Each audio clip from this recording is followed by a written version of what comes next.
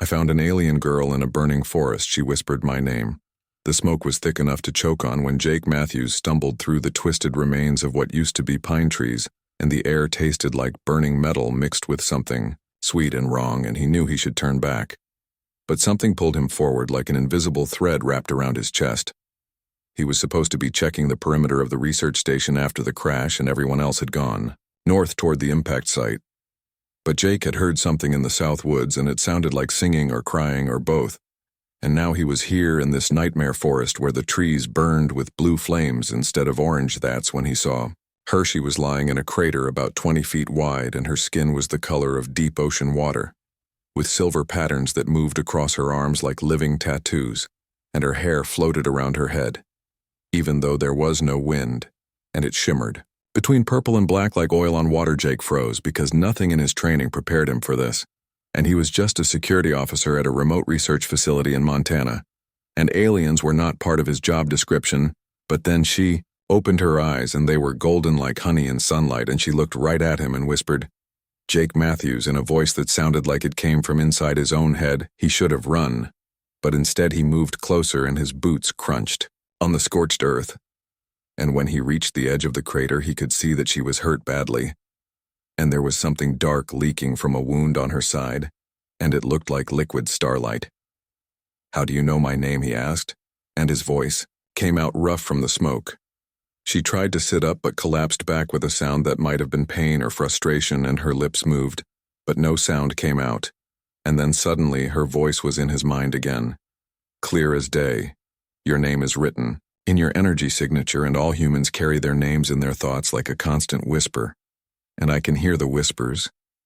Jake knelt down at the edge of the crater, and up close.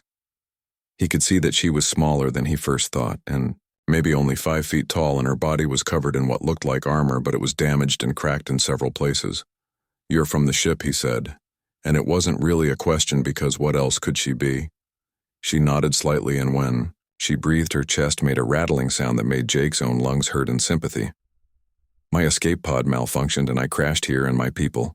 They are gone, and the ship is destroyed, and I am the last of what?" Jake asked, but she didn't answer, and instead her eyes drifted closed, and Jake felt panic rise in his throat. Hey, stay with me," he said, and without thinking, he slid down into the crater, and the heat from the strange blue flames made his skin prickle. He reached for her, and when his hand touched her arm, he felt a shock run through his entire body like touching a live wire. And suddenly, he could see flashes of things that weren't his memories. A massive ship with elegant curves floating between stars and a planet, with 3 moons and purple skies and thousands of beings that looked like her, but each with different patterns on their skin, and then fire and explosions and screaming, and the ship breaking apart like a toy in the hands of an angry child. Jake gasped and pulled his hand back, and the vision stopped, and she was looking at him again with those golden eyes. "You saw," she said, and there was surprise in her mental voice. "I saw," Jake confirmed, and his heart was hammering against his ribs. "Her name was Lyra," and she told him this as he carefully lifted her from the crater, and her body was lighter than he expected, and she felt warm and solid in his arms, and the silver patterns on her skin pulsed with a faint light.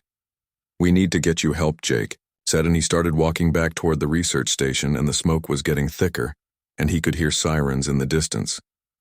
"Your people will be afraid of me," Lyra said, and her voice in his mind was getting weaker. "And they will want to study me or lock me away." Jake wanted to argue, but he knew she was probably right, and the facility director was a hard woman named Patricia Burns, who saw everything as either a threat or an opportunity, and an alien would definitely be an opportunity. "Then, we won't go to the facility," Jake said, and he changed direction and headed east toward the old mining tunnels that nobody used anymore. "Why are you helping me?" Lyra asked, and Jake could feel her looking up at his face. "Because you know my name," he said, and it was a stupid answer, but it was also true. And something about the way she had said his name made him feel like she saw him as a person, and not just another human. They reached the tunnels just as the sun was setting, and the entrance was hidden behind fallen rocks and overgrown bushes, and Jake had explored here once during his first week at the facility. And he knew there was a small dry chamber about 50 feet. He carried Lyra inside, and the temperature dropped immediately, and the Walls were rough stone that smelled like earth and minerals, and he laid her down gently on his jacket. "I need medical supplies," Jake said. And Lyra nodded weakly. "Go quickly," she said, "and I will wait, and I will not die today because that would be rude." "After you saved me," Jake almost smiled at that, and he ran back to the facility and snuck into the medical supply room while everyone was busy dealing with the crash site, and he grabbed bandages and antiseptic and pain medication and something that might help with the wound. When he got back to the tunnel, Lyra was unconscious and her breathing was shallow, and the dark liquid from her wound had spread across the stone floor, and Jake felt fear grip his chest like a fist. He cleaned the wound as best as he could, and it was deep and ragged, like something had torn through her armor, and her flesh underneath was a lighter blue, and it looked almost human. Except for the way it seemed to shimmer. "Lyra, wake up," Jake said, and he pressed bandages against the wound, and her eyes fluttered open. "This will hurt," he warned, and she nodded, and he poured antiseptic on the wound, and she made a sound that was definitely pain, and her hand grabbed his wrist with surprising strength. "Tell me something about yourself," she said through gritted teeth, "and distract me from this agony." Jake talked while he worked, and he told her about growing up in Nevada and about his sister Claire, who was studying marine biology in California, and about how he took this job because he wanted to be alone for a while after a bad breakup. And Lyra listened, and sometimes she asked questions in his mind, and sometimes she just watched him with those golden eyes. And slowly the wound stopped bleeding, and Jake wrapped it as tightly as he dared. "You are kind," she said when he was finished, "and kindness is rare in the universe, and I have traveled to 47 worlds and seen only cruelty and indifference until now." Jake sat back against the tunnel wall, and exhaustion hit him like a wave, and he realized it was past midnight and everyone at the facility was probably looking for him. "What happened to your ship?" he asked. Lyra was quiet for a long moment, and the patterns on her skin had stopped moving and they looked dull and faded. "We were explorers," she said finally, "and we came to study your world from a distance, but we were attacked by hunters, and they destroy any ship they find because they believe all other species are threats. Did any others escape?" "Jake asked." "No," Lyra said, and her mental voice was hollow. "And I am alone, and my people will never know what happened, and they will wait for us to return, and we will never return." Jake reached out and took her hand, and this time there was no shock and no visions, and just warmth, and her fingers curled around his.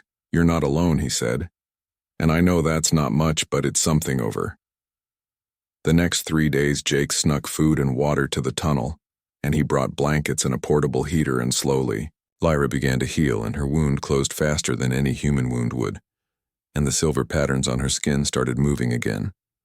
She told him about her world called Ethos, where the oceans glowed at night and the cities were built into massive trees that reached the clouds, and she told him about her family and her partner, whose name was too complex for Jake to pronounce, and who had died when the ship exploded. And Jake told her about Earth, and about the stars he used to watch as a kid, and about his dreams of traveling to space someday, and how ironic it was that space had come to him instead. On the 4th day, Patricia Burns called a facility-wide meeting and announced that they had found debris from an alien vessel, and that the military would be arriving within 24 hours, and everyone needed to report anything unusual. Jake felt his stomach drop because he knew they would search everywhere, and the tunnels weren't that well hidden. "We need to move you," he told Lyra, "that night and somewhere far away where they can't find you." "Where can we go?" she asked. "And your world is small, and soon they will search every corner." Jake thought about it, and then he remembered the abandoned fire lookout tower about 15 miles north, and it was off the grid and nobody went there anymore. He borrowed a jeep and drove Lyra there under cover of darkness, and she was strong enough to walk now, though she moved carefully, and her armor had started to repair itself somehow, and the cracks were sealing up with thin lines of light. The tower was exactly as Jake remembered, and dusty and full of old equipment, and there was a narrow bed and a small stove and windows on all sides that looked out over the forest. "This will work," Lyra said, and she stood at the window and looked at the stars, and Jake stood beside her. "I should go back," he said, "and if I disappear they will search harderly." A turned to face him, and in the dim light she